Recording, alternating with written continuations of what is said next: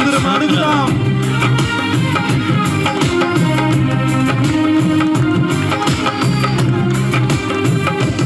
నీవు మాట్లాడని రోజునా నా కనులకు నిదుర కరువాయెనే. నీవు మాట్లాడని రోజునా నా కనులకు నిదుర కరువాయెనే. నీవు పెదవిప్పిన రోజునా నీ సన్నిధి ఆచిక బయలాయెనే. నీవు పెదవిప్పిన రోజునా నీ సన్నిధి ఆచిక బయలాయెనే. నీ సన్నిధి ఆచిక బయలాయెనే. యేసయ్యా నా హృదయ స్పందన నీవే కదా. విశ్వమంత నీ నామము గణనీయము. స్తోత్రం. నీవు వరునిగా వీక్షేయువేళ నా తలపుల పంట పండినయ్యా. వధువునై నేను నిన్ను చేరగా యుగ యుగాలు నన్ను ఏలుకునేవాడా నీకే స్తోత్రం. ఆయన వరుడుగా రాబోతూ ఉన్నాడు. అత్యంత త్వరలో యేసు రాజుగా రాబోతూ ఉన్నాడు. మనం మధు సంఘంగా సిద్ధపడదాం. కళ్ళను మూసుకొని నీవు వరునిగా విచ్చేయు వేళ నా తలపుల పంట పండునే. నీవు వరునిగా విచ్చేయు వేళ నా తలపుల పంట పండునే. వరువునై నేను నిన్ను చేరగా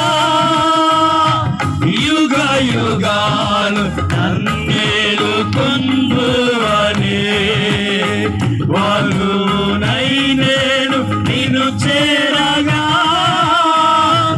యుగ యుగాలు నన్నేలు పొందువనే.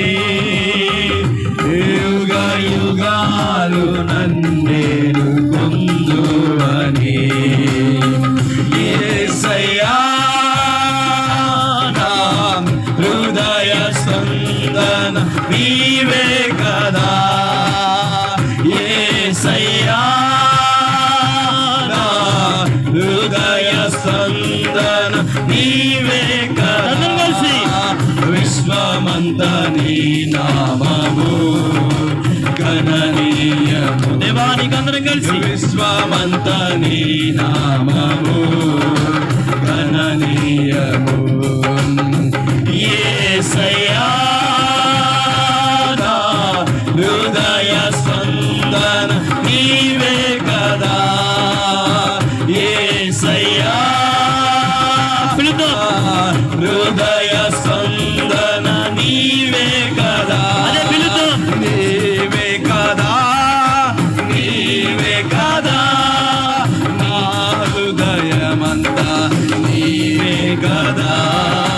యేసయ్యా యేసయ్యా యేసయ్యా యేసయ్యా యేసయ్యా. పిలుద్దామా?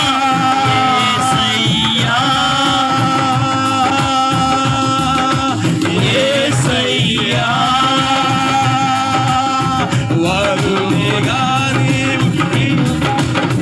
వరుగై నేను నిన్ను చేరగా యుగ యుగాలు నలనీలు పొందువనే. వధువునై నేను నిన్ను చేరగా యుగ యుగాలు నన్నేలు పొందువనే. వధువునై నేను నిన్ను చేరగా యుగ యుగాలు నన్నేలు పొందువనే.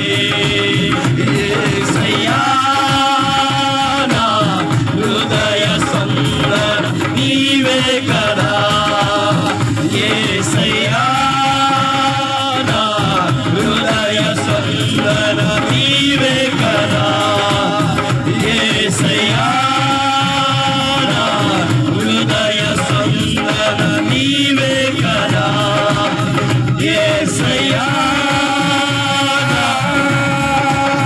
యేసయ్యా యేసయ్యా యేసయ్యా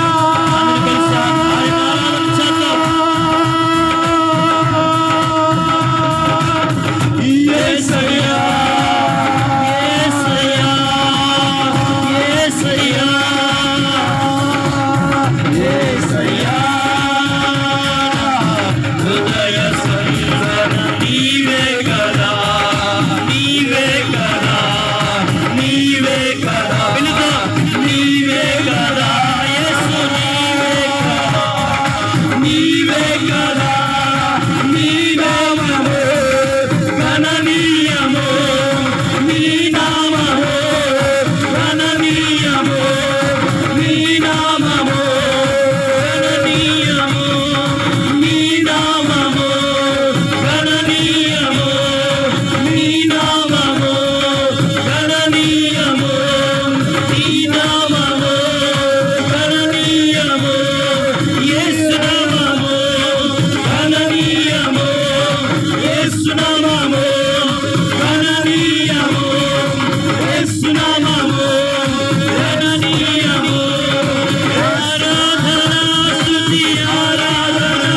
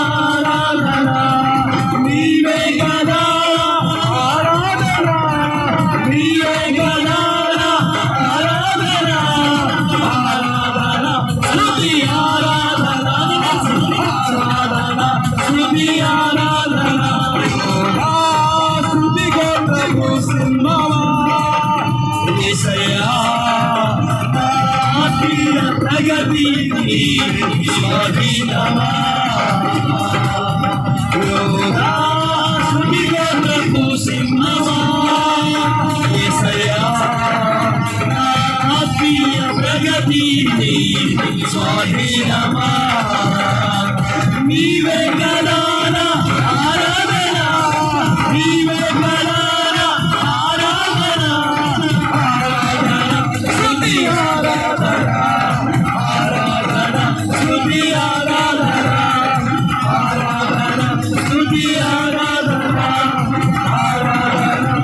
స్తుతి ఆరాధన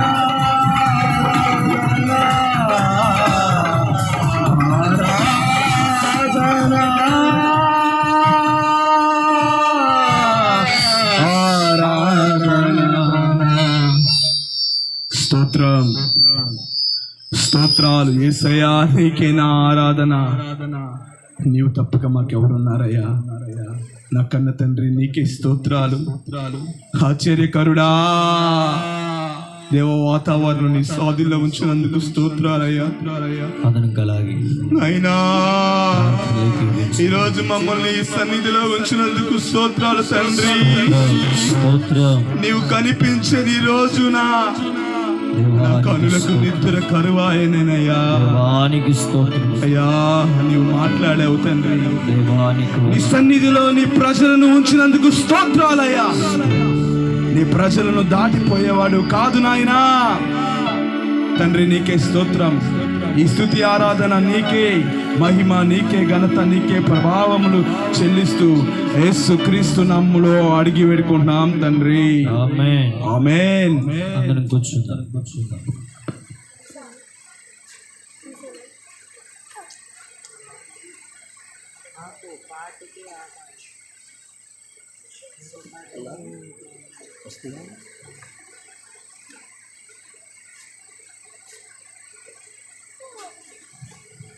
హల్లెలూయా. దేవునికి స్తోత్రం. మన రక్షకుడైన యేసు ప్రభు నామంలో మీ అందరికీ హృదయపూర్వకమైన వందనాలు తెలియజేస్తున్నాం. అందరికీ వందనాలు. కూర్చోండి. మీరు అంతమందికి నుంచోవద్దు, కూర్చోండి. అంతమంది ఒకరు చాలు. కూర్చోండి, వెనకాలకి ఇబ్బంది అవుతుంది కదా. కూర్చోండి. హాయ్,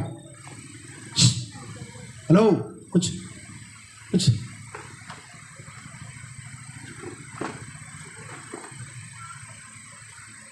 హల్లెలూయా. అందరూ చెప్దాం హల్లెలూయా. ఈ రాత్రికాల సమయంలో మన రక్షకుడు యేసు ప్రభు నామములో మరొకసారి అందరికీ హృదయపూర్వకమైన వందనాలు తెలియజేస్తున్నాం. మరి ఈరోజు ఈ కూడిక జరగదనుకున్నాం, కానీ ప్రభు మహాకృపను బట్టి మా మీద ఉన్నటువంటి ప్రేమ కాదు, కానీ ప్రభు మా యొక్క పితరుల యొక్క మనసును చూసి మమ్మలను ఆదరించాడు. జరగదని అనుకున్న ఈ కూడికను దేవుడు మళ్ళీ జరిగించినందుకు స్తోత్రం చెల్లిస్తున్నాం. హల్లెలూయా. చక్కని ఆరాధన నడిపించిన బండి జయశీలరావు గారికి, మరి అలాగనే మరి టి సువార్తరాజు గారికి హృదయపూర్వకమైన వందనాలు. మరి ఇంతవరకు నడిపించిన దైవజనులు మహిమరాజు గారికి కూడా హృదయపూర్వకమైనటువంటి వందనాలు తెలియజేస్తున్నాం. మరి సమయం వేస్ట్ చేయకోకుండా మన ఇచ్చిన టెస్ట్ మనీ మనం విందాం, సాక్ష్యం మనం విందాము. మన మధ్యలో బండి జయశీలరావు గారు మన మధ్యలోకి వచ్చి ఉన్నారు, చిల్లకూరుపేట నుంచి. మరి యవన జీవితంలో దేవుడు అతనికి ఇచ్చినటువంటి మంచి ప్రాయాన్ని బట్టి స్తోత్రం చెల్లిస్తున్నాం. పైన వాక్యం రాసి ఉంది, యవన కాలంలో, చదువమ్మా, యవన కాలంలో కాడి మోయట నరునికి మేలు. ఏ కాడి మోయాలి అనేటువంటి విషయాన్ని మనం తెలుసుకుందాం. యవన కాలంలో కాడి మోయట ఎవరికి మేలు అంటే మనుషులకు మేలు, నరుడికి మేలు అని దేవుని వాక్యం సెలవిస్తుంది. యవన జీవితాన్ని అతను పాడు చేసుకోకుండా మొదటి స్థాయిలోనే అతని కనుక్కొని వెంటనే దేవుని ఎద్దుకు రావటం చాలా గొప్ప విషయం. మీరు వింటారు. ఇప్పుడు చిన్న వయసే కానీ అతను చాలా ఇబ్బందుల్లో నుంచి, ఫ్యామిలీ మ్యాటర్స్ నుంచి దేవుడు బయటకు తీసుకొచ్చాడు. చక్కని సాక్ష్యం మనం విందాం, సమయం వేస్ట్ చేయకోకుండా. యవన ప్రాయంలో దేవుడు అతన్ని పట్టుకున్నారు. అనేకమైనటువంటి అవరోధాల నుంచి దేవుడు అతన్ని విడిపించాడు. యవన కాలంలో దేవుడు అతనికి మంచి ప్రాయంనిచ్చి అనేకమైనటువంటి సమస్యల నుంచి ఆ తమ్ముడిని విడిపించాడు. అందుకని వాళ్ళు మీటింగ్లో ఆ యొక్క వాక్యాన్ని పెట్టుకున్నారు, యవన కాలంలో కాడి మోయుట నరుడికి మేలని. ఎస్, కాబట్టి తన జీవితాన్ని పాడు చేసుకోకుండా దేవుడు అతన్ని దీవించాడు. అనేకమైనటువంటి సమస్యల నుంచి దేవుడు అతను బయటికి తీసుకొచ్చాడు. సక్షమైన సాక్ష్యం విందాం. మరి చక్కగా తమ్ముడిని ఆహ్వానిస్తున్నాం, బండి జయశీలరావు గారిని. మరి ఒక 20 minutes 9 అయింది. 9:20 వరకు సాక్ష్యం వింటాం మనం. తర్వాత మనం వాక్యములకు వెళ్తాం. Praise lord. హల్లెలూయా. దేవునికి స్తోత్రం. కుర్చీలో కూర్చున్న వాళ్ళు హల్లెలూయా చెప్పట్లా. హల్లెలూయా. దగ్గరగా సంతోషంగా లేరా? సంతోషంగా ఉన్న వాళ్ళు ఒకసారి హల్లెలూయా చూద్దాం. హల్లెలూయా. ఎవరు చెప్పట్లా? వినపడాలా? హల్లెలూయా. ప్రభు అయిన యేసుక్రీస్తు నామములో కూడి వచ్చిన ప్రతి ఒక్కరకు, దూరాన సమీపాన వీక్షిస్తున్న దేవుని బిడ్డలకు నా హృదయపూర్వకమైన నిండు మనసుతో వందనాలండి. ఈ అవకాశం ఇచ్చిన దైవ సేవకులకు, వాళ్ళ కుటుంబానికి నా నిండు మనసుతో వందనాలు. దైవ సేవకులకు కూడా వందనాలు, వాళ్ళ కుటుంబానికి కూడా వందనాలు. ప్రభువైన యేసుక్రీస్తు నా హృదయంలో ఉన్నప్పుడు జరిగిన సంఘటన 2013లో నేను రక్షించబడ్డాను. 2013లో డిసెంబర్ 7వ తారీఖు రక్షించబడటానికి కూడా కారణం ఉంది. మేము మాది గణపవరం అండి. నా పేరు జయశీలరావు. చిలకలూరిపేట పక్కన ఫస్ట్ గణపవరం వచ్చింది, తర్వాత చిలకలూరిపేట. మాది గణపవరం. మేము 3 అన్నదమ్ములం. నేను ఫస్ట్ అబ్బాయిని. రెండో అబ్బాయి జూలై 2013 జూలై 6వ తారీఖు అబ్బాయి ప్లేట్లెస్ పడిపోయి హాస్పిటల్లో చనిపోతాడు. సెప్టెంబర్ ఆ సంవత్సరంలోనే 2013 జూలై 6వ తారీఖు మా తమ్ముడు చనిపోతాడు. సెప్టెంబర్ 21వ తారీఖు మా నాన్న చనిపోతాడు. తర్వాత ఆ నెలలోనే డిసెంబర్ 7వ తారీఖు, అక్టోబర్ 6వ తారీఖు నా చేయి మిషన్లో పడింది. ఇదో నా చేయి మిషన్లో పడింది. నా చేయి మిషన్లో పడ్డాక ఈ చెయ్యి ఇక్కడ దాకా వెళ్ళిపోయింది మిషన్లోకి. కట్ అయిపోతే చనిపోదాం అనుకున్నా. దేవుడు బతికించాడు. దేవుడు బతికించిన నా పాపం ఇదివరకు అప్పుడు రక్షించబడలేదు. నేను రక్షణ లేను. ప్రార్థనకి వెళ్తాను, నామకార్థంగా ప్రార్థనకి వెళ్తాను. ఎప్పుడన్నా పండగ వస్తే, ఈస్టర్ వస్తే, క్రిస్మస్ పండగకి, ఈస్టర్ వస్తే ఈస్టర్ పండగకి వెళ్ళేవాళ్ళం. ఆదివారం ఆరాధన చేస్తాం. సినిమాలకి, షికార్లకి వ్యర్థమైన జీవితం, తాగటాలు, తిరగటాలు, ఫ్రెండ్స్తో అక్కడ అలా చేసేవాళ్ళం. హాస్పిటల్లో కూడా మ్యాక్డోల్ ఇస్కీ తెప్పించుకొని తాగినాను నేను.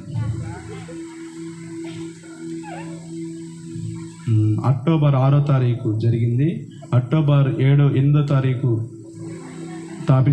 తెచ్చుకొని మా తమ్ముడు చేత, చిన్నోడు ఉన్నాడు, వాడి చేత తెప్పించుకొని సీక్రెట్గా తెచ్చాడు. తర్వాత బీర్లు తెచ్చాడు, తాగుతున్నా. 6 రోజులు గడిచిపోయింది హాస్పిటల్లో. 6వ రోజు ప్రేరేపణ వస్తుంది, బలమైన ప్రేరేపణ. కంపెనీలో ఒక 100 మంది స్టాఫ్ వచ్చారని నేను చూడటానికి.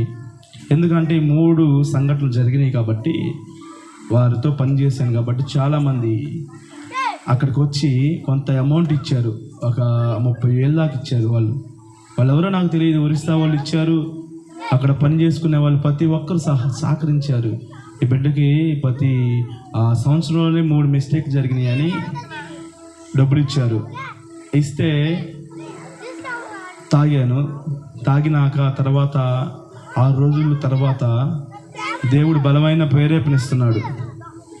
బలమైన ప్రేరేపణ, నువ్వు రక్షించబడని బలమైన ప్రేరేపణ ఇస్తున్నాడు. ప్రేరేపణ ఇస్తున్నప్పుడు డిసెంబర్ పాస్టర్ గారు వస్తే పాస్టర్ గారికి చెప్పా, పాస్టర్ గారు అండి, నాకు బలమైన ప్రేరేపణ వస్తుంది, పశ్చాత్తాపడి రక్షించబడాలని ఆలోచన వస్తుంది.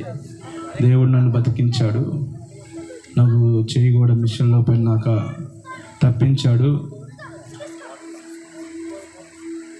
నేను రక్షించబడతానండి అని. డిసెంబర్ 7వ తారీఖు నేను సూర్యలంక బీచ్కి వెళ్ళి సంఘం ఒక 50 మంది 40 మందిని తీసుకొని వెళ్ళి రక్షించబడ్డాను.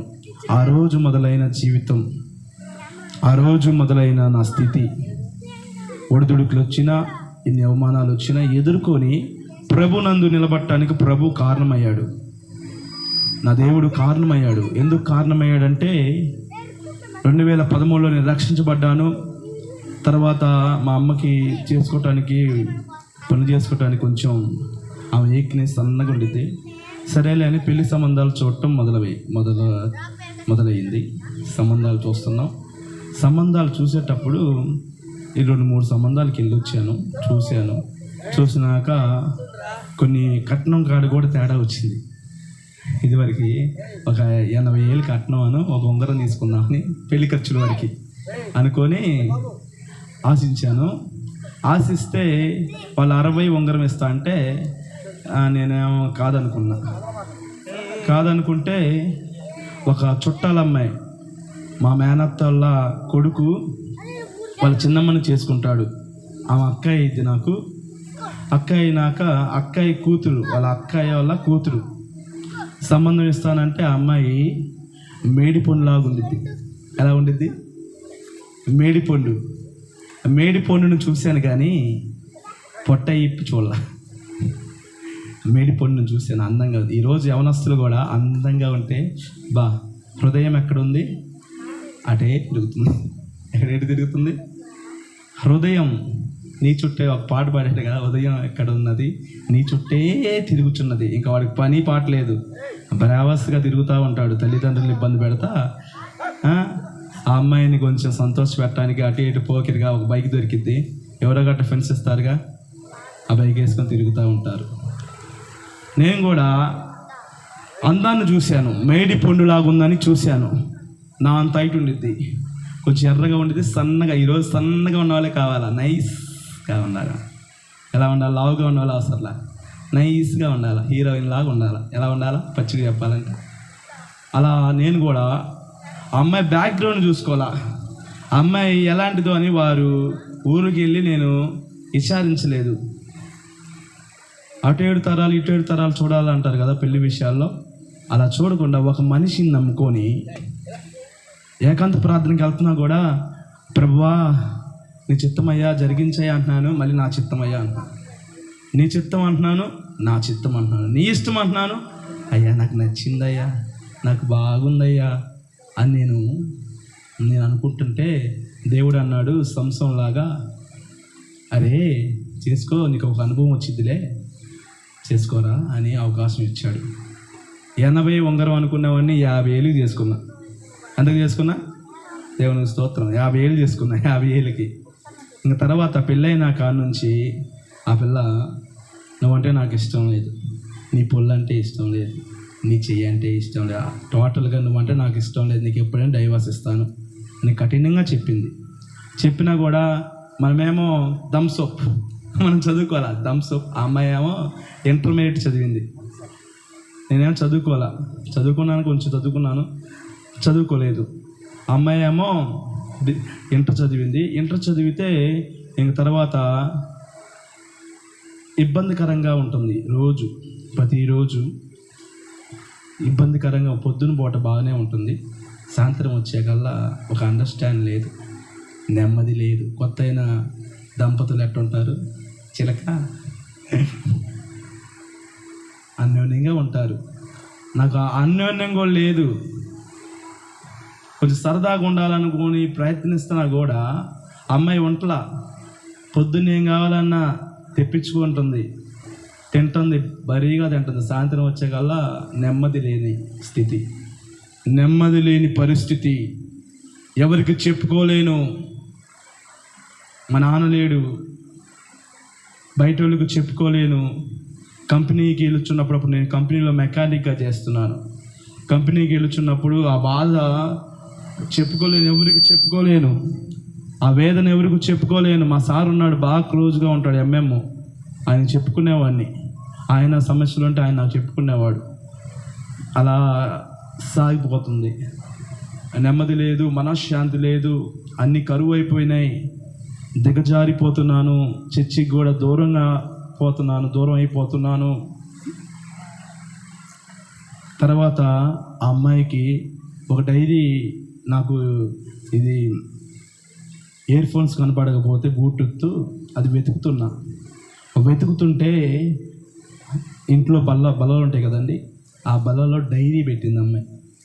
చూపులు కలిసిన శుభవేళ, మనసులు విరిగిన వేళ. ఏ వేళ? పోతరేకులు కాదు, మనసులో విరిగిన వేళ మొదటి రేఖ కూడా కాదు.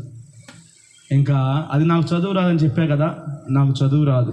నా ఫ్రెండ్ ఉన్నాడు ప్రవీణ్ అని అబ్బాయి, వాడిని తీసుకోని పిలిస్తే వాడిని ఫోన్ చేస్తే వాడు వచ్చాడు.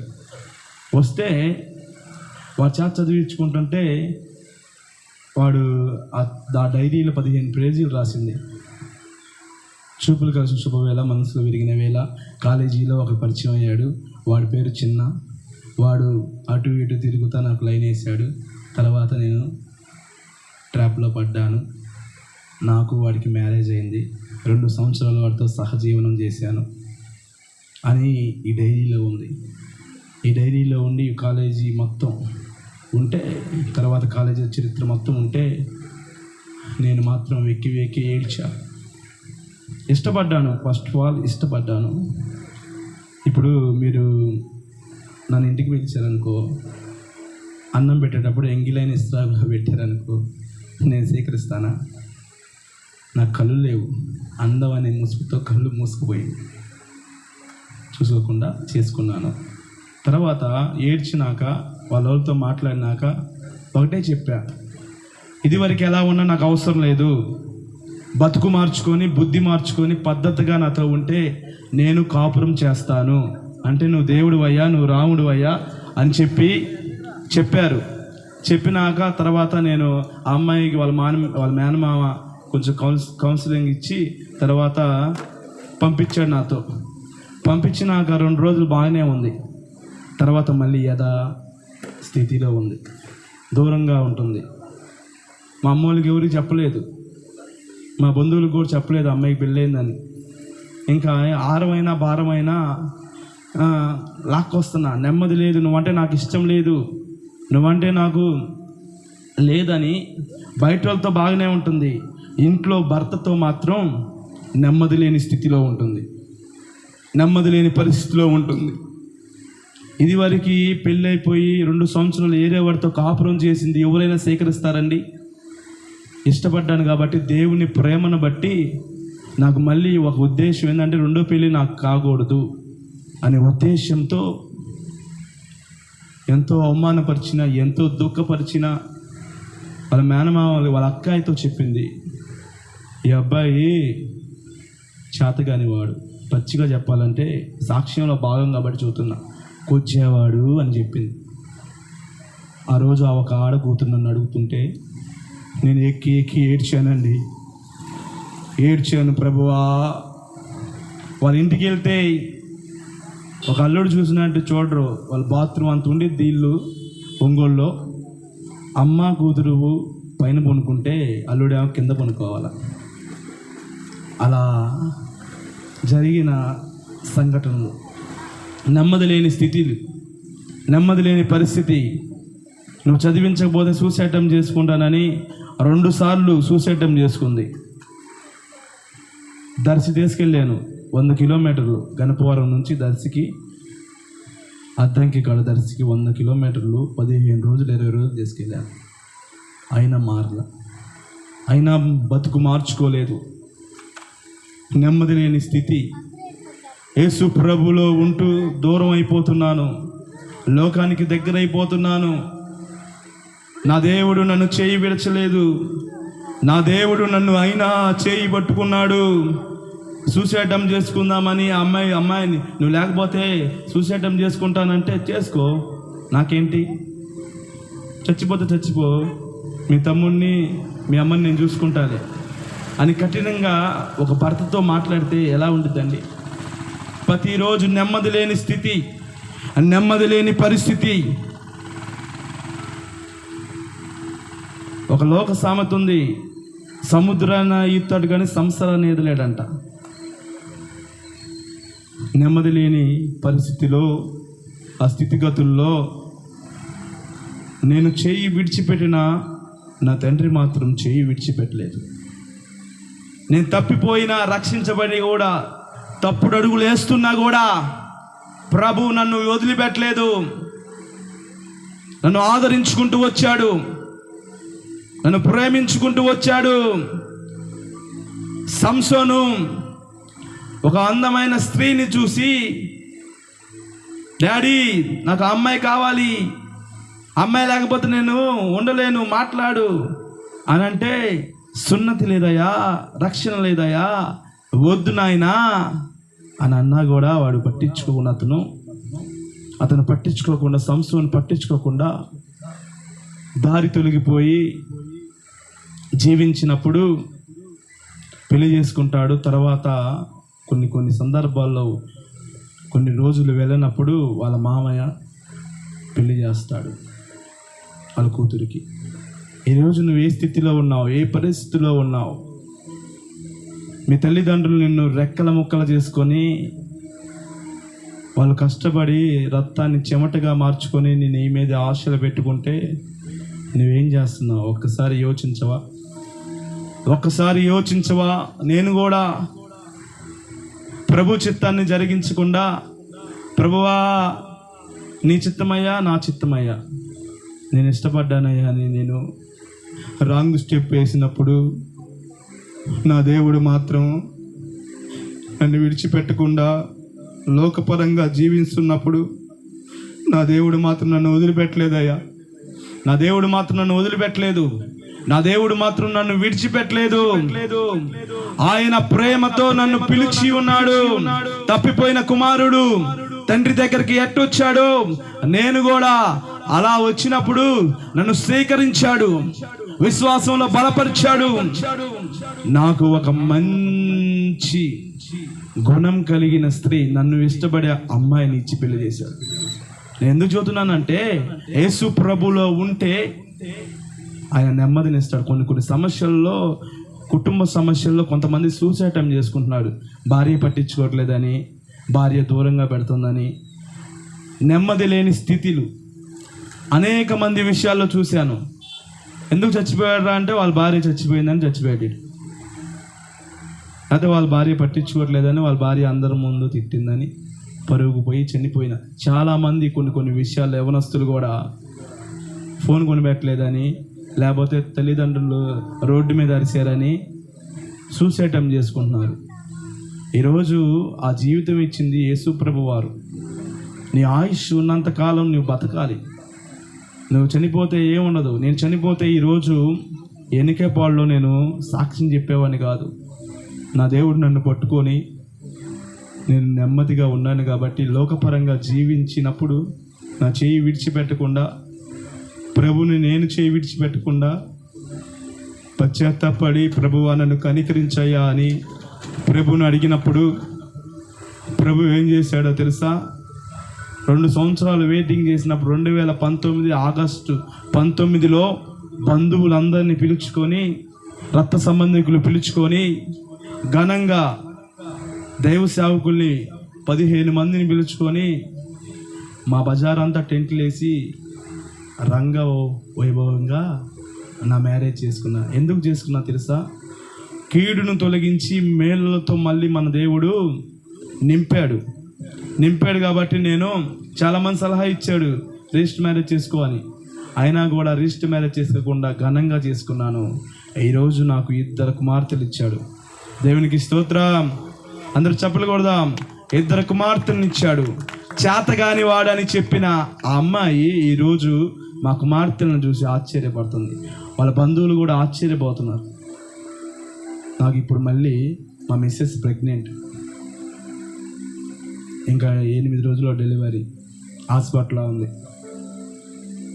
హాస్పిటల్ నర్సాపేటలో ఉంటే నేను మీటింగ్స్కి దేవుని పని చేస్తున్నా, దేవుడు నా పని చేస్తాడులే అని వచ్చాను.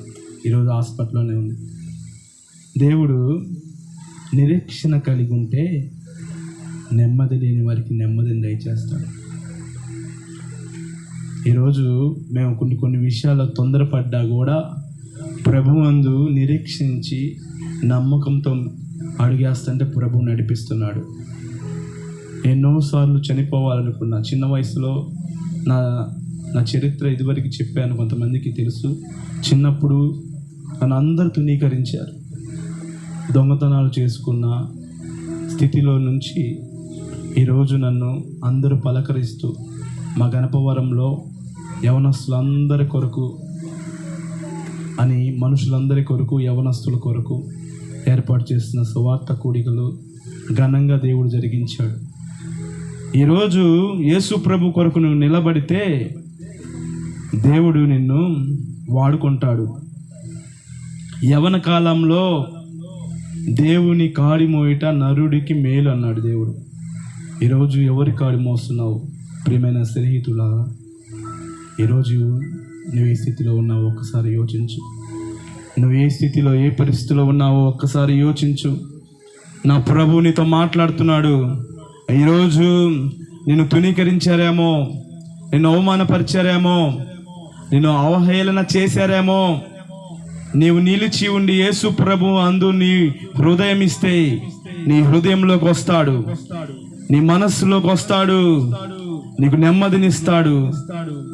నా జీవితం కలలాంటి బ్రతుకు నాది, కన్నీటి ఊట నాది, కలలోనైనా ఊహించలేదే గమనీయమైన ఈ బంధం, కలువరిలో సిలువ త్యాగ బంధం. కలలాంటి బ్రతుకు నాది, కన్నీటి ఊట నాది, కలలాంటి బ్రతుకు నాది, కన్నీటి నాది.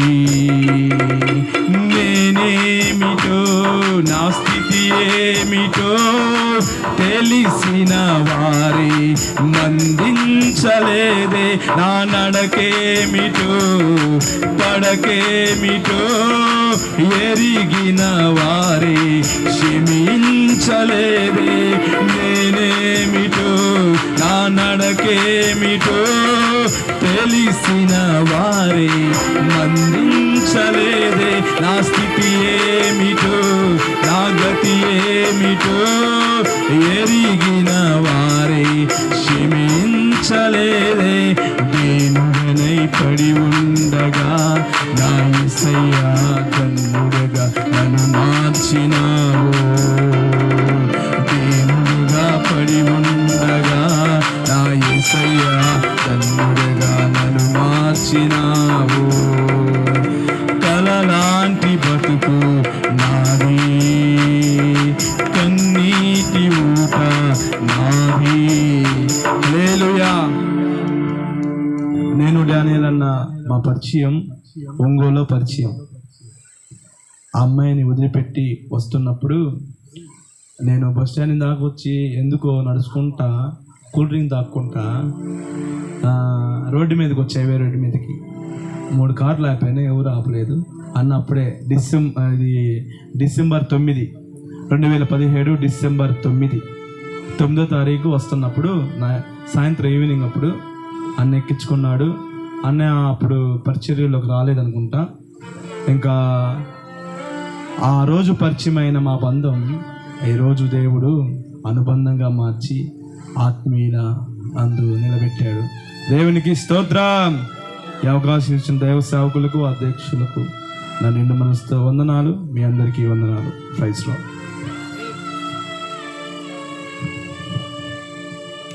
హల్లెలూయా. గట్టిగా హల్లెలూయా. ఏమైనా అర్థమైందా మీకు? యవన జీవితం ఎలా ఉంటుంది, ఎలా చెడిపోతుంది, ఎలా బాగు చేసుకోవాలనేటువంటి విషయాన్ని మనకు తెలియజేశాడు. యవన జీవితాన్ని అలా కంటిన్యూ చేస్తే అతను పాడైపోయాడు. కానీ మళ్ళీ యూటర్న్ తీసుకుని యేసు వైపు చూసినప్పుడు దేవుడు అతనికి మంచి తరుణాన్ని అనుగ్రహించాడు. నా ఎడల నీకున్న తలంపులు బహు విస్తారములైయున్నవి.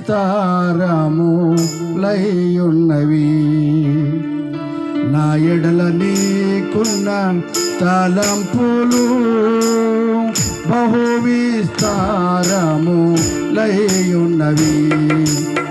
వాటిని వివరించి చెప్పాలని, వాటిని వివరించి చెప్పాలని అవి అన్నియులే లెక్కకు మించిన వయ్యున్నవి నా ప్రాణ ప్రియుడా నా యేసు ప్రభువా నా జీవితం అంకితం నీకే నా జీవితం అంకితం నా ప్రాణ ప్రియుడా నా యేసు ప్రభువా నా జీవితం అంకితం నా ఎడల నీకున్న తలంపులు బహు విస్తారము లయ్యున్నవి నా ఎడల నీకున్న తలంపులు బహు విస్తారము లయ్యున్నవి వాటిని వివరించి చెప్పాలని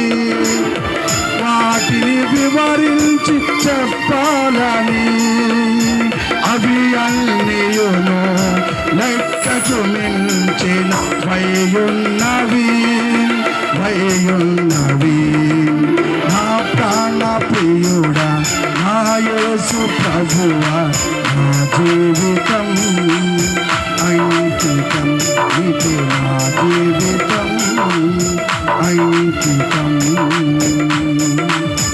హల్లెలూయా. ప్రతి వారి పక్షమున ప్రభుకు ఒక ఆలోచన ఉంటుంది. ప్రతి వారి పక్షంగా దేవుడికి ఒక తలంపు ఉంటుంది. దేవుడు అతని తలంపులను కొట్టివేయలేదు కానీ అభివృద్ధి పరిచాడు. దావీదు కూడా ఒకప్పుడు తన అన్నలందరూ కూడా మంచి హోదా కలిగిన స్థితిలో ఉన్నప్పుడు దేవుడు దావీదుని వదిలిపెట్టలేదు. సమూయేలు వారి ఇంటికి వెళ్ళినప్పుడు అన్నలందరూ చూసి ఇతనే అనుకున్నాడే కానీ అసలు విషయాన్ని దైవజనుడు కూడా గమనించలేకపోయాడు. యేసు ప్రభు పైన చెప్తున్నాడు ఇతను కాదు అని. 7 వచ్చారు, 8వ వాడు ఎక్కడున్నాడు అని తన కుమారుని అడిగాడు, తన తండ్రిని అడిగాడు. ఆఖరి వాడు ఉన్నాడు, కడసారి వాడు గొర్రెలు కాసుకుంటున్నాడని తన తండ్రి చెప్పాడు. వాడిని పిలిపించమని దైవజనుడు మాట్లాడినప్పుడు వెంటనే ఒక మనిషినిచ్చి గొర్రెలు కాసుకుంటున్నటువంటి దావీదుని పిలిపించి అతన్ని అభిషేకించాడు. ఆ రోజు నుంచి దేవుని ఆత్మ బలముగా దావీదు మీదకి వచ్చింది. హల్లెలూయా. ఒకవేళ నీవు కూడా తృణీకరించబడి ఉండొచ్చేమో, చాలా నీ బిడ్డలు ఎందుకు పనికిరారు అని నువ్వు అనుకుండొచ్చు. చాలామంది తృణీకరించి ఉండొచ్చు. నీవు కూడా ఈ ప్రాయంలో ఎందుకు నేను పనిచేయను అనుకోవచ్చు. కానీ నీ ఎడల దేవునికి ఒక తలంపు ఉంది. అవి చెప్పాలంటే లెక్కకు విస్తారముగా ఉన్నాయని దావీదు తన వాక్యంలో చెప్తున్నాడు. నీ పక్షం కూడా దేవుడికి ఒక ప్రణాళిక ఉన్నది. నేను దేవుడు ఊరికే ఇక్కడ తీసుకురాల. పోత పోసినప్పుడు అసలైన విత్తనాలు ఇక్కడ ఉంటాయి. దుమ్ము ధూళంతా కూడా కొట్టుకెళ్ళిపోతాయి. దేవుడికి తెలుసు ఎవరిని తీసుకురావాలో ఇక్కడ. ఇప్పుడు చూస్తున్న మొఖాలని కొత్త, పాత మొఖాలు లేవు. అందుకు దేవునికి స్తుతిస్తున్నాను నేను. హల్లెలూయా. పాత వాళ్ళు లేరు, కొత్త వాళ్ళు వచ్చారు ఈసారి. మిమ్మల్ని అందరూ బట్టి దేవుని స్తుతిస్తున్నా. హల్లెలూయా. కానీ పోత పోసినప్పుడు అసలైన విత్తనాలే ఉంటాయి. దుమ్ము ధూళి కాయలన్నీ కూడా కొట్టుకుపోతాయి. చుట్టుపక్కలంతా వర్షం. మా స్నేహితులకు ఫోన్ చేశా, అయ్యా ఏంటి వర్షం అంటే నా స్నేహితుడు చెప్పాడు, మీరేం కంగారు పడద్దు, కూడిక జరుగుద్ది అన్నాడు. హల్లెలూయా. జరిగిస్తాడు ప్రభు అని చెప్పాడు. మళ్ళీ దైవజనుడికి ఫోన్ చేశా, జరుగుద్ది ఈరోజు కూడికి జరుగుద్ది అని చెప్పాడు. ఆయన ధైర్యం వచ్చింది. తమ్ముడిని అడిగా, అన్న మీరేం కంగారు పడద్దు, మనము 7 గంటలకల్లా సభ ప్రారంభిస్తున్నామని చెప్పారు. హల్లెలూయా. నేను అప్పటి వరకు నాకు ధైర్యం లేదు. మా పెద్ద దైవజనుడు మరి అన్నయ్యకి ఫోన్ చేశా. అన్నయ్య నాకే ఆయన ఫోన్ చేశాడు, శాంతకుమార్ అని చెప్పాడు, ఖచ్చితంగా ఈరోజు కూడిక జరుగుద్ది అన్నారు. హల్లెలూయా. ఈ అన్నిట్లో ఉంటే పిల్లల విశ్వాసం ఏంటి తెలుసా? నాకు చెప్పకుండా పొయ్యి అంటించి కూరలను వండేశారు. వర్షం వస్తుంది తమ్ముడు చెప్పా, తమ్ముడు కూడికి జరగదాం అనుకుంటే వాళ్ళ విశ్వాసం ఏంటి తెలుసా? బయట పట్టా కట్టి కింద పొయ్యి పెట్టి బంగాళదుంప కూర, షారు, అన్నం కాశారు వాళ్ళు. హల్లెలూయా. ఏం కావాలి చెప్పండి మనకి? నేనేమో ఆగిపోద్ది అనుకున్నా. వాళ్ళ విశ్వాసం ఏంటంటే జరుగుద్దని పిల్లల ముగ్గురే, ఆడపిల్లల ముగ్గురే. ఇక బుడ్డలందరూ పొలాలు తీసుకొచ్చి వాళ్ళకి ఇస్తే పైనకి పట్టా కట్టారు. పైన చినుకులు పడుతున్నాయి. తమ్ముళ్ళు వచ్చి కొద్దిగా అది పోసి ఇది పోసి మంట మండించి కూర అన్నం వండి ఇప్పుడు వచ్చారండి. హల్లెలూయా. దేవుడు ఉన్నాడా లేదా? దేవుడు ఉన్నాడు చెప్పండి గట్టిగా హల్లెలూయా. నీ పట్ల ప్రణాళిక ప్రభువుకు ఉంది. నీ పట్ల ప్రణాళిక ఉంది. నువ్వు ఎన్ని అప్పులున్నా, ఎటువంటి వ్యాధి అయినా, ఎటువంటి ఘోరమైన పాపివైనా, ఎలాంటి వాడువైనా నీ పట్ల దేవునికి ప్రణాళిక ఉన్నది. హల్లెలూయా. నీ పట్ల ప్రణాళిక ఉంది. భయపడవద్దు. రాత్రి నువ్వు ఎలాంటి స్థితిలో వచ్చినా కూడా, ఎలాంటి వాడివైనా కూడా, ఇలాంటి వ్యక్తివైనా కూడా దేవుడు నిన్ను వదిలిపెట్టడు. యాక్చువల్గా నేను అనుకున్నా, సరిగ్గా ప్రార్థన చేయలేదు ప్రభు, ఇది కరెక్టే అనుకున్నాను. కానీ దైవజనులు తమ్ముళ్ళు నాకు పుషింగ్ ఇచ్చినప్పుడు అనుకున్నా ఖచ్చితంగా నా పట్ల కూడా ప్రణాళిక ఉందని. ఈ సంవత్సరం నేను ప్రార్థన తక్కువే చేశాను, నాకు తెలుసు ఆ సంగతి. ప్రతి సంవత్సరం 3 days ఫాస్టింగ్ ఉండి ఈ మీటింగ్ల కోసం నేను సిద్ధపడతా. ఈ సంవత్సరం కుదరలేదు, నాకు ఒకరోజు ఉండటం జరిగింది. కానీ నేను అనుకున్నా ప్రభా ఇది ఖచ్చితంగా మరి ఇది జరగదు అనుకున్నా. నేను చేసిన తప్పే, నీ ప్రణాళికలో తప్పుకున్నా, నా తప్పే అనుకున్నాను. కానీ ప్రభు నా పట్ల ప్రణాళిక ఉంది, కానీ దాన్ని వదిలిపెట్టలేదు. నన్ను వదిలిపెట్టలేదు, మిమ్మల్ని కూడా దేవుడు వదిలిపెట్టాడు. హల్లెలూయా. నువ్వు ఎలాంటి వ్యక్తివైనా, ఈ రోజు నీకు ఏమీ లేకపోయినా పర్వాలేదు. దావీదుని గొర్రెల దొడ్లోంచి విడిపించి మహారాజుగా చేశాడు. గట్టిగా హల్లెలూయా. గొర్రెల దొడ్లో ఉన్నటువంటి వాడిని 1 సమూయేలు గ్రంథంలో 16వ అధ్యాయంలో 11వ వచనంలో ఉంటుంది. చాలా చక్కని మాట ఉంటుంది. దావీదు గొర్రెలు కాసుకుంటున్నాడు. సమూయేలు వాళ్ళ ఇంటికి వెళ్ళాడు. కానీ అన్నలందరూ కూడా మంచి స్టేటస్లో ఉన్నారు. కానీ దావీదు ఒక్కడే గొర్రెలు చదువుకోలేదు. అతను ఆదరించేవారు ఎవరు లేరు. తండ్రి తల్లి కూడా యెషయా కూడా అతను వదిలిపెట్టేశాడు. అరే నీ గొర్రెలే కరెక్ట్ అని కూడా వదిలిపెట్టేశాడు. కానీ దావీదుని అనాది సంకల్పం చూడు, అనాది సంకల్పం ఉంది ప్రభువుకి. పెంట కుప్పల మీద ఉన్న వారిని లేవనెత్తి అధికారులతో కూర్చోబెడతాడండి దేవుడు. హల్లెలూయా. గట్టిగా చెప్తారా హల్లెలూయా. ఈరోజు దేవుని ప్రణాళిక అంటారా కాదంటారా? ఇలా జరగటం చాలా కూడికి ఆగిపోయినాయి. చాలా చోట వర్షం వచ్చింది, కానీ దేవుడు మనల్ని నిరుత్సాహపరచలేదు. తమ్ముడు చాలా దూరం నుంచి నా కోసం కాదు కానీ దేవుని కోసం, మరి వాళ్ళ మిస్సెస్ డెలివరీకి 4 రోజుల్లో డెలివరీ అయింది, అయినా ఆ పని వదిలిపెట్టి ఇక్కడికి వచ్చాడు. అలాగే చాలామంది దేవుని కోసం అర్పించబడ్డారు. నువ్వు ఎంత ఉన్నా, ఎంత చదువుకున్నా, ఎంత విద్యావంతుడు అయినా, ఎంత విద్యాభ్యాసం చేసినా, ఎంత గొప్పవాడు దేవుడి పనిలో గనక వెనకంజి వేస్తే నువ్వు చూసుకో, తర్వాత ఏం మిగలదు. దావీదు దేవుడి పనిలో ఉన్నాడు. ఒకసారి మాట చదువుతారు మీరు. 1 సమూయేలు గ్రంథంలో నుంచి 17వ అధ్యాయము 16వ అధ్యాయము 1 సమూయేలు గ్రంథము 16వ అధ్యాయము ఆ మాట చదివి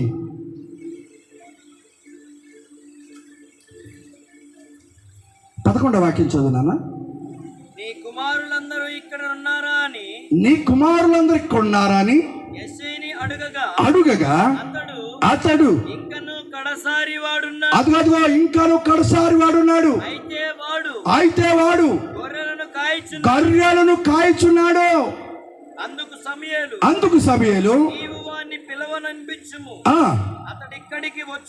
అతడిక్కడికి వచ్చు వరకు మనము కూర్చుందామని యెషయాతో చెప్పగా లోపలికి తోడుకొని వచ్చెను. అతను ఎర్రని వాడును, చక్కని నేత్రములు కలిగిన వాడును, చూచుటకు సుందరమైన వాడును ఉండెను. అతను రాగానే నేను కోరుకున్నవాడు ఇతనే. హల్లెలూయా. నీ పట్ల దేవుడికున్న ప్రణాళిక అధికమైనవి. దేవుడు నిన్ను కోరుకున్నాడు. అర్థమైందా? నీ మనసులో ఏది పెట్టుకుంటే ఎవడేం చేయలేడు. నువ్వేదో అనుకుంటే ఎవడేం చేయలేడు. దేవుడి సన్నిధికి వస్తే నువ్వు దీవించబడతావు. నేను ఎక్కడ ఉన్నానండి, ప్రార్థన చేస్తున్నానంటే అది కుదరదు. బెతెస్దా కోనేటి దగ్గర దేవదూత వచ్చి కెలకలు చేసినప్పుడు ఎవరు స్వస్థపరచబడ్డారు? ముందు వచ్చిన వాళ్ళే స్వస్థపరచబడ్డారు. ఎదురు లైన్లో ఉన్న వాళ్ళు స్వస్థపరచబడ్డారు. వెనకున్న వాళ్ళు స్వస్థపరచబడ్డా 35 సంవత్సరాలు అయిపోయింది వాడికి జీవితం. హల్లెలూయా. ఎవరైతే ముందు దేవుని సన్నిధికి వస్తారో వాళ్ళు ఆశీర్వాదకరంగా, నీకు రోగం అంటే అది మటుమాయిపోద్ది. అర్థమైందా? ముందు వరుసలు ఎవరైతే ఉన్నారో వారిని దేవుడు స్వస్థపరిచాడు. చాలామంది ఉన్నారు, 5 మంటపాలు చుట్టూ ఉన్నారు, కానీ అంతమంది స్వస్థపరచబడలేదు. కానీ ఒకే ఒక్కడు 38 సంవత్సరాలు కలిగిన వాడు ఉన్నాడు. చాలామంది స్వస్థపరచబడి వెళ్ళిపోతున్నారు. వాళ్ళందరూ ఎప్పుడు తెలుసా? ఎప్పుడైతే దేవదూతలు వచ్చి కలకలు చేస్తున్నాయో, నీటిని కదిలిస్తున్నాయో, వచ్చి వాళ్ళు దూకేస్తున్నారు. మొదటి వరుసలో ఉన్నటువంటి వారు దీవించబడుతున్నారు, చాలామంది దీవించబడట్లేదు. నీకు అనుకూలమైనట్టు మార్చుకోవచ్చు. దేవుడికి అనుకూలమైన ఒక పరిస్థితి ఉంది. అది కూడా ఒక మాట మీకు తెలియజేయాలని ఆశపడుతున్నాను. 17వ అధ్యాయము 20 వాక్యం చదువుదాం. 17:20 మొదటి సమయాలు 17:20.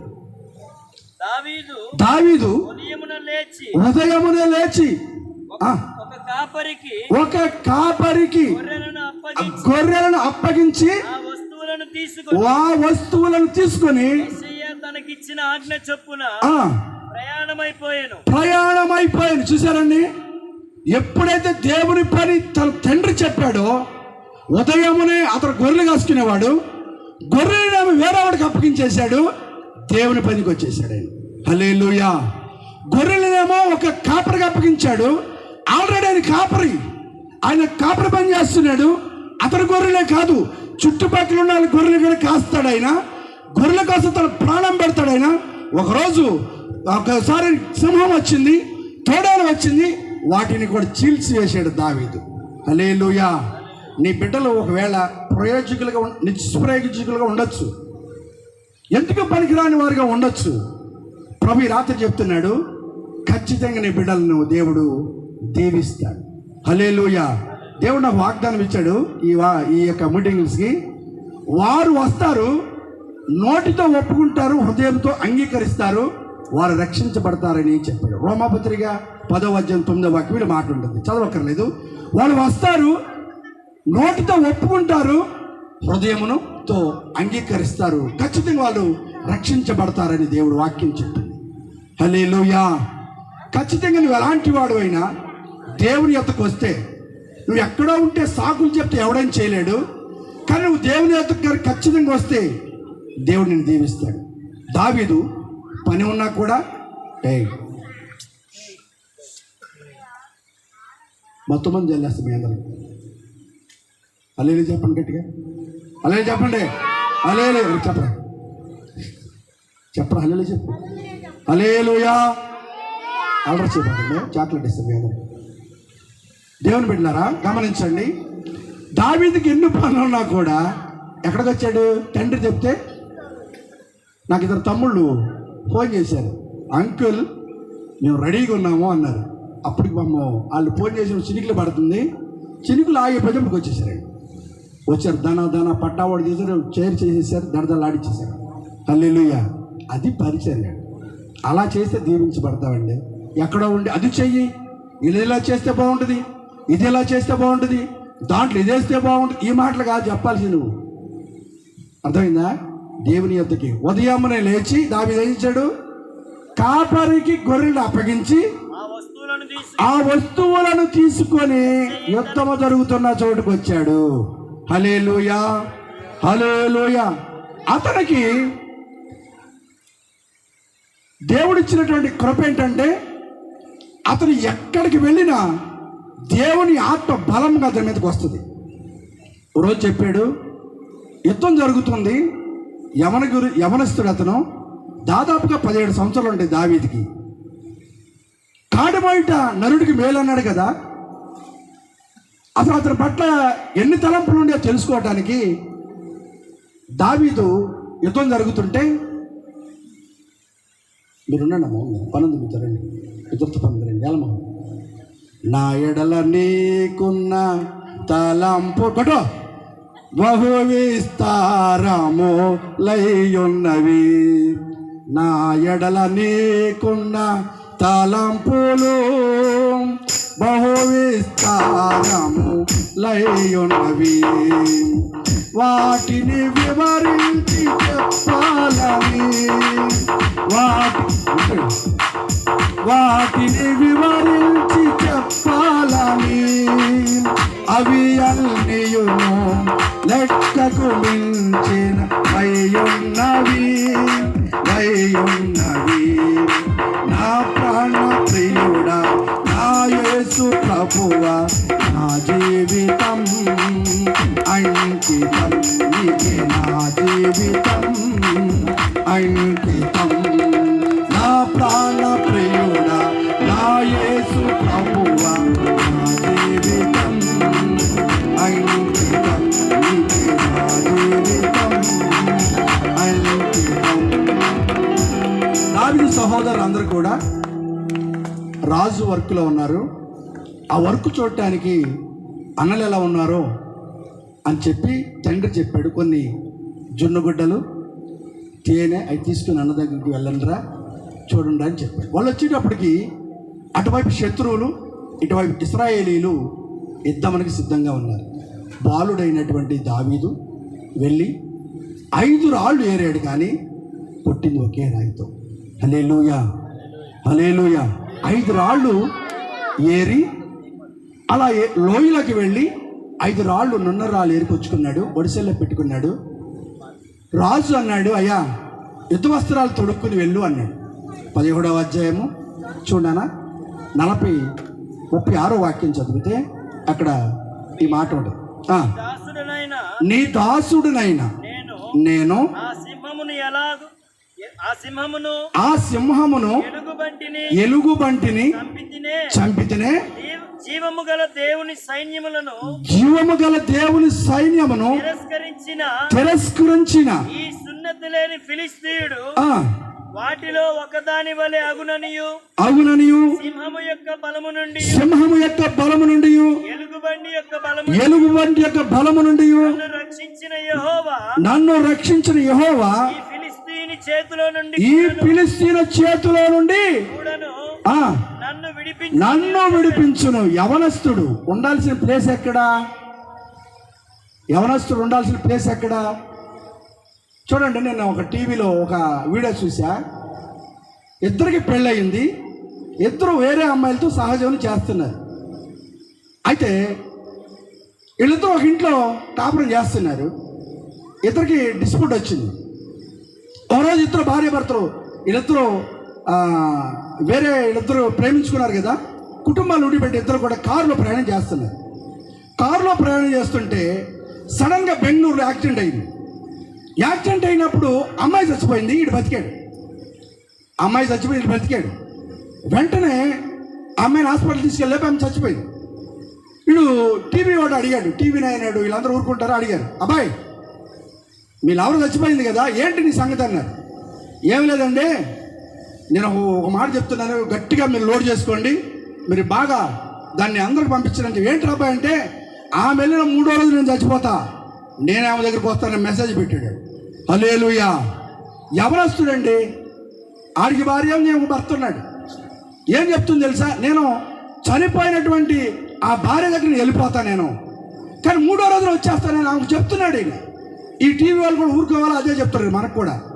మనవాళ్ళు చూసి కూడా అదే పని చేస్తారు మన కుర్రోళ్ళు కూడా. కుర్రోళ్ళ పేరు ఫోన్ చేస్తే కవిత అని పడింది. ఏంట్రా కవిత అంటే నాకు అర్థం కావట్లా. ఒకటి పేరు మమత అని పడింది. కుర్రోళ్ళ పేరు నేను ఫీడ్ చేసుకున్నాను కాబట్టి వాళ్ళ పేర్లు ఒకటి నాకు అర్థం కావట్లా. మన కుర్రోళ్ళ పేర్లు ఫీడ్ చేసుకున్నా కొంతమంది. ఒకటి పేరు అదే అన్నాడు, ఒకటి ఇదే అన్నాడు. ఏంటంటే ఏం లేదు అంటున్నారు. హల్లెలూయా. అట్లా ఉండకూడదు. యవనస్తుడు దావీదు దేవుని పనిలో నిమగ్నం అయిపోయాడు. నరునికి మేలు ఏది మోస్తే, దేవుని కాడి మోస్తే నరికి మేలు. వాడు చచ్చిపోతే ఎక్కడికి వెళ్తాడు? ఆత్మహత్య చేసుకుంటే నరకానికి వెళ్తాడు. ఆ సంగతి వాడికి తెలుసా? తెలీదు. అందుకే ఈ కూడుకులు రారా బాబు అంటే, అది అన్నారండి, అది అటు పెట్టండి, ఇది ఇటు పెట్టండి, అది లోపలగా పెట్టండి, అదయ్యిండే ఈ మాటలు చెప్తారు. మనకు చెప్తారు.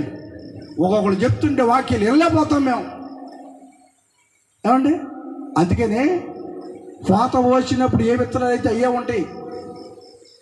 నువ్వు ఎంతగా తగ్గించుకుని దావీదు వలె పనిచేస్తావో అంతగా నువ్వు దీవించబడతావు. హల్లెలూయా. దావీదుని దేవుడు చచ్చిపోయేటప్పుడు కూడా దీవించాడు. అర్థమైందా? ఒకే ఒక్క రాయితో అతను చంపేశాడు అంతే. ఆ వాక్యంలో ఆఖరిగా మనం చదువుదాం. 49 వాక్యం చదువునా? 49, 17, 49. తన సంచిలో చెయ్యి వేసి 5 రాళ్ళు లేరని చెప్పారు కదా. ఆ రాళ్ళు సంచిలో పెట్టుకున్నాడు. అందులో నుండి రాయి ఒకటి తీసి వడిసెలతో విసిరి ఆ ఫిలిష్తీయుని నుదురు కొట్టేటప్పుడు ఏమైంది? వాడు నేలను బోర్లా పడ్డాడు. హల్లెలూయా. యవనస్తుడిని దేవుడు ఎన్నుకుంటాడండి. దేవుడు నిన్ను ఎన్నుకున్నాడు. ఈ యవనస్తుడిని ఎన్నుకున్నాడు దేవుడు. నీవు సంసోన్లాగా నాకు అదే కావాలంటే కళ్ళు పోతాయి. దావీదులాగా నువ్వు లోబడ్డావు అనుకో, అక్కడ పెడతాడు దేవుడు నిన్ను. హల్లెలూయా. దేవుడు అక్కడ పెడతాడు. అర్థమైందా? కాబట్టి దావీదుని దేవుడు దీవించాడు. ఎలా దీవించాడు తెలుసా? తండ్రి చెప్పిన మాట వినకోకుండా వినలేదు ఆయన. వెళ్ళాలంటే వెళ్ళాడు. యుద్ధం చేయమని చెప్పలే డాడీ. కానీ ఆ శత్రువులు యుద్ధం కలుగుతుంటే చిన్నపిల్లడు వెళ్ళి ఒకే ఒక్క రాయితో కొడితే అటుపక్క లేకపోతే ఇటుపక్క వెనక్కి కానీ ఎలా పడ్డాడు ఆయన? బోర్లా పడ్డాడు. దేవుడితో నడిస్తే, దేవుడితో నువ్వు ప్రయాణం చేస్తే నీ విజయం అలా ఉంటుంది. ఒక రాయి చాలు. దేవుడితో నడిస్తే, దేవుడితో పెనవేసుకుంటే, దేవుడి మాట వింటే, దైవజనుడి మాట వింటే, నీ తండ్రి మాట వింటే దేవుడు నీకు విజయాన్ని ఇస్తాడు. హల్లెలూయా. లోబడు దేవుడికి, తండ్రి లోబడు, ఖచ్చితంగా నువ్వు దీవించబడతావు. ఖచ్చితంగా నువ్వు ఉన్నతమైన స్థాయికి నువ్వు వెళ్తావు. నువ్వు ఎలాంటి పరిస్థితుల్లో వచ్చినా దేవుడికి తెలుసు. నువ్వు ఇంటికి వెళ్ళే లోపలే దేవుడిని కార్యం చేస్తాడు. హల్లెలూయా. నువ్వు ఇంటికి వెళ్ళి తాళం తీసేటప్పటికే దేవుడి గొప్ప అద్భుతం చేయబోతున్నాడు. హల్లెలూయా. దావీదు అనుకోలేదు, ఒక రాయితో కొట్టి చంపేస్తా అనుకోలేదు. కానీ అతను వాగ్దానం ప్రమాణం చేస్తున్నాడు. ఒక్క దెబ్బతో చంపేస్తానన్నాడు. దేవుడు ఆ మాటను దీవించాడు. సంచిలోంచి రాయి తీసి కొడితే ఒక్క దెబ్బకు బోర్ల పడ్డాడు. వెనకబడొచ్చు కదా, బోర్ల పడ్డాడు. ఆ కత్తితోనే వాడిని పేక నరికి అతను యెరూషలేముకు తీసుకుని వెళ్ళాడు. హల్లెలూయా. దేవుడి వాక్యం చెప్తుంది, అరే యవనస్తుడు నువ్వు బలవంతుడివి అని చెప్తుంది. నీ బలాన్ని ఎవరికో ఇవ్వద్దు. కవితకి, మమతకి, ఆ రాక్షసికి ఇవ్వద్దు. అర్థమైందా? అవన్నీ చేసి ఇక్కడికి వచ్చేసి అయిపోయింది మా పని. మహిమంతకి చేసినాం. కానీ ఇప్పుడు ఏం చెప్తుంది వాక్యం? చెప్తుంది తెలుసా? బలవంతులు ఎవరంటే ఎవరు? యవనస్తులు బలవంతులు. యవనుడా నువ్వు బలవంతుడివి. నీ బలాన్ని ఆ రాక్షసుడికి ఇవ్వద్దు. కబద్ధ హస్తాల్లో ఇరికి చంపేస్తే నిన్ను కూడా ఆత్మహత్య చేసుకునేట్టు చేస్తాయి. అందుకే ఈ కూడికలు, అందుకని స్వార్థ కూడికలు. ఇంటింటికి తిరిగి చెప్తే ఒక అమ్మాయి అంటుంది, ఏమంటే 11 అవుతుందండి కూడిక, మేము రామండి అని. రాకపోతే మానే, మేము ఆస్తి మాకు రాసిస్తున్నాం అండి ఏమన్నా మానేయమ్మా. హల్లెలూయా. ఎల్లు పనికి వెళ్తే 3 చేసిరా, 11 చేసి 12 చేసిరా. ఎంత చేసినా నువ్వు కొంటుంటేనే ఉంటుందిగా. హల్లెలూయా. 11 అవుతుందండి అమ్మా, నేను అన్నాను 10కి అవి చేస్తా, అయితే వస్తామంటాను. హల్లెలూయా. పనికి వెళ్ళి ఓటి అంటే పరిగెత్తి పని చేసి వస్తావు. నిద్ర ఉండదు, అన్నంలో కోళ్ళు ఎక్కడెక్కడే ఉంటే నిద్రపోతావు. పొద్దున్నే మళ్ళీ పొయ్యి పెట్టుకు పోతావు. దేవుడికి ఎప్పుడన్నా సమయం ఇచ్చావా? దేవుడికి ఒక గంట వచ్చావా? అంటున్నావిడ 11 అవుతుందండి మీకు. అమ్మ మీరు ఇంటికి వెళ్ళి వంట వండుకోకుండా మేమే ఏదో ఏర్పాటు చేద్దాం. అయినా సరే నేను 9:30కి ఇంట్లోకి వెళ్ళి పడుకోవాలండి. నువ్వు పనికి వెళ్ళి డ్యూటీకి వెళ్తే ఓటీ అది ఎప్పుడు వస్తా? 11, 12 అయింది. నడుచుకుంటూ ఏమొస్తాయి? అక్కడ దెయ్యాలు బొయ్యాలు అన్నీ ఉంటాయి. అది బెటరా ఇది బెటరా? దావీదుకి దేవుడు విజయాన్ని ఇచ్చాడు. నీ బిడ్డలకు కూడా దేవుడు విజయాన్ని ఇస్తాడు. దేవుని వాక్యం చెప్తుంది, నువ్వు బలవంతుడివి. యవనస్తుడా, యవనుడా నువ్వు బలవంతుడివి. నీ బలాన్ని దేవునికి ఇవ్వు. ఈరోజు యవన బిడ్డలందరూ కూడా తన బలాన్ని ఉపయోగించారు. ఇదంతా నీరే, ఇదంతా రొచ్చే. అయినా దేవుని బిడ్డలు వచ్చి తన విశ్వాసంతో అడుగులు వేశారు. అయ్యగారు మీకు ఏం కాదు, మేము ఉన్నామని వేశారు. ఇదిగో పట్టాలు తెచ్చారు మనోళ్ళు, డబల్ వేసేసారు. వంట ఆఖర్లకు వచ్చి అలా చెప్తున్నారు చెల్లెళ్ళు, అయ్యారండి ఇంకా అమ్మగారు రాబోతే ఎట్టండి మేము ఎట్ట చేయాలని అంటుంది. ఆమె ఏం చేసిందంటే ఆమె ఒక డిస్ప్యూట్లో పెట్టి ఆవరాల అయ్యా ఏదో ఫోన్ ఆమెకైతే వినపడింది, నేను చెప్పి ఆమెకైతే చెప్పి ఆమె వినపడలా, ఆవరాల. పిల్లల బాబు కష్టపడ్డారు, అంతంత కదా బిడ్డలు దేవుడు దీవించనుగా. హల్లెలూయా. మీ భర్తలను కూడా రాబోయే భర్తలు దేవుడు దీవించనుగా. హల్లెలూయా. చెట్టనమ్మ మీ రాబోయే భర్తలు కూడా దేవుడు దీవించనుగా. హల్లెలూయా. చెప్పు గట్టిగా, గట్టి చెప్పమ్మా. నువ్వు అంటున్నావు చెప్పండి అమ్మ గట్టిగా, తెలిసిపోతారండి మీరందరూ. హల్లెలూయా. దేవుడు మిమ్మల్ని మీ వచ్చే భర్తలను కూడా దీవించనుగాక, మీ చదువుల్ని మీ ఉద్యోగాలను కూడా దేవుడు దీవించనుగాక. హల్లెలూయా. హల్లెలూయా. కాబట్టి సాకులు చెప్పు, సాకులు చెప్పకుండా దేవుని సన్నిధికి వచ్చావనుకోండి. అందుకనే దావీదు తన వాక్యం అన్నాడు, నా ఎడల నీకున్న తలంపులు బహు విస్తారములు. 40వ కీర్తన 5వ వాక్యంలో ఉంటుంది. తమ్ముడు చదువు ఒకసారి ఆఖరిగా. 40వ కీర్తన 5వ వాక్యంలో ఉంటుంది, అయ్యా నా మీద నీకున్న తలంపులు అతి విస్తారములు, అయ్యి ఒకవేళ చెప్పాలనుకుంటే అనేకమై ఉన్నవి అని చెప్తున్నాడు దైవజనుడు. నీ పట్ల కూడా ప్రణాళిక ఉందా కాబట్టి ఇక్కడికి వచ్చావు నువ్వు, లేకపోతే పొరపాటును ఇక్కడ రావు. నువ్వు దేవుని పిలుపుంటేనే వచ్చావు. డోర్ టు డోర్ ప్రతి సంవత్సరం మేము ఇస్తానే ఉంటాం. మహిమరాజు అని నేను అందరికి అమ్మమ్మ అంటాం. వాళ్ళేదో మేము అడుక్కున్న వాళ్ళలాగా, వాళ్ళేమో పెద్ద హీరోలాగా. ఎప్పుడండి సర్లే, వాళ్ళు చదవరం బెటర్ ముడిచి పెట్టేసి కింద పారేస్తున్నారు. దీని విలువ ఏంటో తెలిస్తే దేవుడు నిన్ను ఆశీర్వదిస్తాడు రా బాబు. బైబిల్ విలువ, వాక్యం విలువ తెలిస్తే నీ దేవుడు నీ ఇంట్లో రంధ్రాలు ఉండవు. ఎంత సంపాదించే చిల్లు సంచులు వేసినట్టే కానీ నువ్వు బాగుపడవే. రండిరా బాబు అంటే రావే. అది అటు వెళ్ళాలండి ఇటు వెళ్ళాలని అంటావు నువ్వు. మా తమ్ముళ్ళు వస్తారు, ఒక్క అడుగు ఇక్కడైతే 20 అడుగులు అటు వేస్తారండి. రమ్మంటే వస్తారు, కపకప వచ్చేస్తారండి. కాబట్టి నిన్ను కూడా దేవుడు ఏం చేస్తాడంటే రమ్మన్నాడు. అందరం పిలుస్తాం మేము. పిల్లలు తమ్ముళ్ళకి వస్తారు. పిల్లలకి వాళ్ళకి ఏం తెలుసు, తల్లిని పట్టుకు రావాలిగా. అయితే ఒకళ్ళు అంటారు, ఏమండి ఇప్పుడు మీ చర్చ్ అక్కడ కింద ఉంది కదా, రైట్ లేపి పైకి లేపి ఒక 5-6 లారీలు వేసి పైకి లేపితే వస్తామండి, కిందకే పడిపోతున్నామే అంట. ఎక్కడికి గుణదల కొండకి ఎందుకు వెళ్తున్నా, నిర్మల కొండకి ఎందుకు వెళ్తున్నా? అడవుడు మన 10th ఫెయిల్ అయ్యాడు. పాస్ అయితే మోకాల మీద ఎక్కుతామనుకున్నాడు ఆయన. అరే బాబు, ఆల్రెడీ యేసుప్రభు నేను సిలువ మోసాడు ఆయన, నువ్వు ఎక్కాల్సిన పని లేదు. ఆల్రెడీ ఆయన మోసేసాడు నీ సిలువ. యేసుప్రభు వాక్యం చెప్తుంది, ఆయన పరిచర్య చేయుటకును తన ప్రాణాన్ని ఖరీదముగా అప్పగించడానికి యేసుప్రభు వచ్చాడు. ఆల్రెడీ నీకు ఆయన కోసం రక్తం కార్చాడు. మార్కు సువార్త 10:40 చదువుతాము.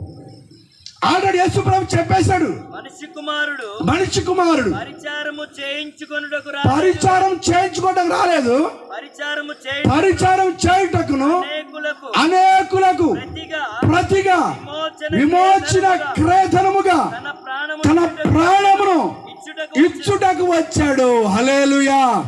ఆల్రెడీ ప్రాణం పెట్టేశాడు, ఆల్రెడీ రక్తం కార్చేశాడు. నువ్వు నీతిమంతుడు కాదు, ఆయన రక్తం కార్చి నిన్ను నీతిమంతుడిగా చేశాడు. నువ్వు పాపివి, తన రక్తాన్ని కార్చి తన ద్వారా తన రక్తంతో పవిత్రపరిచాడు. నీ పాపాలన్నీ కడిగేశాడు. అందుకే దేవుని దగ్గర రమ్మనేది. ఆల్రెడీ నీ కార్యం చేశాడు ప్రభు. నువ్వు ఆ కొండకి మోకాలు తెక్కాల్సిన పనేం లేదు. ఆల్రెడీ యేసు ప్రభు కొండెక్కాడు, గొల్గొతా కొండెక్కాడు. అమలారా, మా కోసం కాదు మీకోసమే, పిల్లల కోసం ఏడమని చెప్పాడు లేదా? హల్లెలూయా. యేసు ప్రభు ఎప్పుడైనా వాక్యం చదివితే, ఎప్పుడైనా బోధ సరిగ్గా వింటే నీకు అర్థమైంది. నువ్వు వినవగా ఎవరో చెప్పింది పట్టు అదంట కదండి. నువ్వు అసలు ఎన్ని చెప్తావో వాక్యాలు, నిన్ను తెరిస్తే నువ్వు 3 గంటల వాక్యం చెప్తావు. అమ్మ రామ్మ వాక్యం చెప్పంటే 3 గంటలు చెప్తాను. హల్లెలూయా చెప్పు గట్టిగా, హల్లెలూయా. మా చెల్లెలు ఒక ఆమెను అడిగా, అమ్మ మన వాక్యం చెప్పేది అర్థమైందంటే పాత వాక్యమే కానీ అంటుంది ఆవిడ. హల్లెలూయా. పాత వాక్యం అంటే ఆవిడ నువ్వు చెప్పు, కొత్తదంటే కుదరదు. ఒకసారి సమయం ఇచ్చావు ఆమెకి 10 నిమిషాలు చెప్పంటే, ఎదుగో అనేకులు సేవకులు అవ్వకూడదు అని వాక్యం చెప్తుంది. నువ్వేమో చెబుతా? హల్లెలూయా. అనేకులు బోధకులు అవ్వకూడదంట, సేవకులు అవ్వకూడదని లేదు అక్కడ. అనేకులు బోధకులు అవ్వకూడదని ఉంది. ఆమె పెద్ద టాలెంట్ లాగా, ఆమె PhD చేసిన దానిలాగా వచ్చి అనేకులు బోధకులు అవ్వదు. బోధకులం కాదు, మేము సేవకులమే. సేవకులు కాబట్టి అన్ని మేము వేసాం, అన్ని మేము చేసాం, అన్ని మేము రమ్మని పిలిచాం.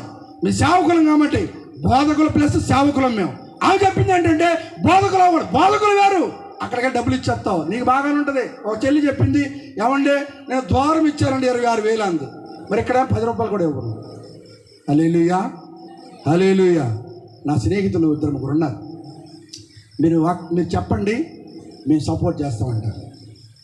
నేను ఎవరిని అడగను, నా సహోదరులు ఉన్నారు, వాళ్ళు ఖచ్చితంగా సహాయం చేస్తారు ప్రతి విషయంలో. ఏమండి మీరు పెట్టండి, నేనున్నా. ఎవరిని అడగాల్సిన అవసరం లేదు. నువ్వు ఎవరిని అడగాల్సిన అవసరం లేదు. నీవు కూడా దేవుని వద్దకు వస్తే దేవుడు నీతో మాట్లాడుతుంటాడు, నీతో చక్కగా మాట్లాడతాడు. ఆల్రెడీ ఆయన ప్రాణం పెట్టేశాడు నీ కోసం. నువ్వు ప్యాంటు చిరిగిపోయేటట్టుగా ఓరు ఎక్కద్దు. ఆయన ఎవడో ఎక్కాడు మొన్న కొండ ఎక్కి కాళ్ళని కొట్టుకుపోయి పాపాలు పోవాలి పాస్ అవ్వాలా. హల్లెలూయా. కాదండి, అది కాదు. వాక్యం చెప్పట్లా.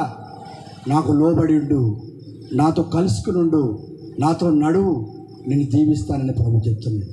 40వ అధ్యాయం 5వ వాక్యం కీర్తనలు చెప్తున్నాడు ఆయన. అయ్యా నీ పట్ల నా ఎడల నీకున్న విస్తారం చదువున్నాను. నా ఎడల నీకున్న తలంపులను బహు విస్తారములు వాటిని వివరించాలనుకుంటే అవి లెక్కకు మించినవై ఉన్నవి. హల్లెలూయా, హల్లెలూయా. యేసన్న గారు మాట చెప్పాడు. ఆయన రోజు వాక్యం చెప్తుంటే ఆవిడ పెద్ద బ్యాగ్ వేసుకుని వచ్చేదండి. ఏమండే డాక్టర్ గారు మా ఇంటి దగ్గర నువ్వు ప్రార్థన చేయాలందంట. ఈయన కుదరట్లా, పెద్ద సేవకుడితో మేము కుదరట్లా, ఏ రోజు కుదరట్లా. ఆమె ఎక్కడ మీటింగ్ బ్యాగ్ వేసుకొని పడుతుందంట. ఏమన్నా రావాలి డాక్టర్ గారు కుదరంటే ఆయనకి పాపం కుదరట్లా.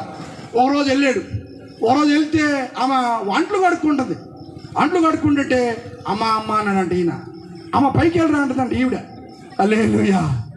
నేను చెప్పండి అమ్మ నవ్వుతారండి. అమ్మ గట్టిగా చెప్పండి హల్లెలూయా చెప్పి వెనకాల కూడా హల్లెలూయా. ఆమె ఏం చేసిందంటే సేవ కూడా అనుకోవాలా.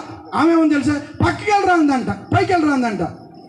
అమ్మ నేనమ్మా వేస్తానని మొన్న రమ్మన్నా ఉంటే పైకి వెళ్ళరా 2 నీళ్ళు తీసుకురా అంటుందంట. హల్లెలూయా. ఆయన పైకి వెళ్ళి వచ్చినా కూడా అంట్లు తోలుతానే ఉంది. నాకెందుకులో ఇంకో కూడా ఉందని ఆయన ఇంటికి వెళ్ళిపోయాడు. చర్చికి వచ్చేసిన తర్వాత 1 గంటకి ఆమె దగ్గరికి ఒక కుర్రోడు వచ్చాడు. ఏంట్రా బాబు అంటే, ఏమంటే పాటర్ గారు మా అమ్మ ప్రార్థన చేయించుకోలేదు, మా అక్క ఉరేసి చచ్చిపోయింది, ఏంటి కాగితం రాసి పెట్టింది, నా సావు కారణం మా అమ్మాయిని రాసి పెట్టిందంట అమ్మాయి. హల్లెలూయా. విన్నారా? ప్రార్థన చేయించుకుంటే మరణం తప్పించబడేదాను కదా, ప్రాణం తప్పించబడేదాను కదా. ప్రార్థన చేయించుకుంటే ఆ దుష్టశక్తులు పోయాయి కదా. పైకి వెళ్ళరమ్మందంట. అన్ని పిల్లలను చంపుకోవటం. జాగ్రత్తగా ఉండు. నీ బిడ్డల పట్ల నువ్వు ఎలా ప్రవర్తిస్తున్నావో దేవుడికి తెలుసు. కాబట్టి ఆ బిడ్డ రాసిందంట, అమ్మాయి నా చావుకి మా అమ్మాయి కారణం రాసి తీసుకెళ్ళి లోపల వేశారు. చావుకుడి దగ్గరికి వచ్చిందంట. ఏమంటే పాస్టర్ గారు ఒకసారి మీరు వచ్చి ప్రార్థన చేయండి అంటే, ఓరైతే నన్ను లోపల వేస్తారా, నేను రానన్నాడు ఆయన. హల్లెలూయా. ఇప్పుడు అవసరం మేము. ఎప్పుడు అవసరం తెలుసా? గోతులో పెట్టేటప్పుడు, ఎవడు రానప్పుడు మేము అవసరం. అట్లా కాదండి. నువ్వు ఎక్కడ కనపడినా విధేయతగా నువ్వు నమస్కారం ప్రైజ్లాడ్ చెప్పు. ఎలా చెప్తారు మీరు ప్రైజ్లాడ్ చెప్పాలంటే? నువ్వు హల్లెలూయా ఇలా చెప్పావు ప్రైజ్లాడ్ అన్న. మీరు ఎలా చెప్తారు? ఇలాగా ప్రైజ్లాడా? ఇక్కడ ఉందా ప్రైజ్లాడ్ ఇలాగా ఎలా చెప్తారు మీరు చెప్పండి? ప్రైజ్లాడ్ అంటే ఇలాగా. నిజమైన క్రైస్తవుడు అయితే ఇట్లా కాదు, అట్లా కాదు, బాయ్ కాదు. ఎలా చెప్పాలి?